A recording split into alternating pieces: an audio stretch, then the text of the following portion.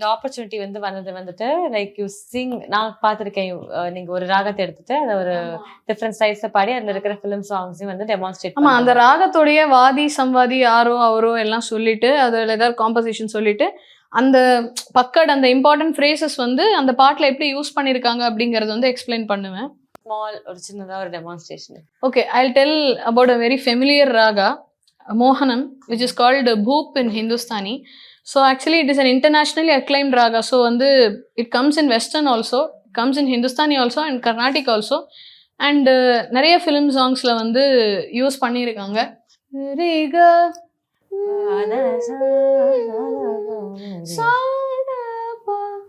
கபதா பா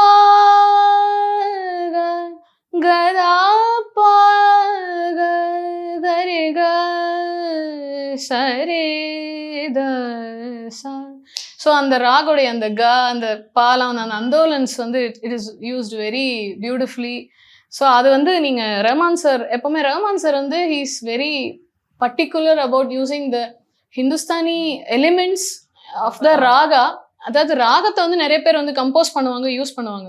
but the particular சாயா, the particular mint, the particular bucket அந்த ஃப்ரேசஸை வந்து கரெக்டாக அவர் வந்து மென்ஷன் பண்ணி வந்து பண்ணுவார். ஸோ வந்து காதல் இதுதான் அதுதான் என்று பாக அது எடுத்தோடனே அந்த மீண்டு அழகா வந்து கேட்குமா காதல் இதயம் இதயம் எதிர்பார்க்குமா.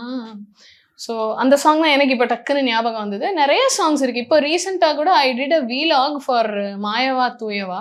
ஸோ அதில் வந்து I think it has a combination of 4 ragas. Desh, Alhaiya Bilawal and அதில் கல்யாணியும் வரும். ஸோ 4 ராகங்கள் மிக்ஸில் வந்து பண்ணியிருப்பாரு. எம்எஸ்வி சாரோட நிறைய சாங்ஸ் கூட வந்து ரொம்ப பக்கா ஹிந்துஸ்தானி ராகங்களில் அமைஞ்ச மாதிரி இருக்கும். So that is an interesting topic actually.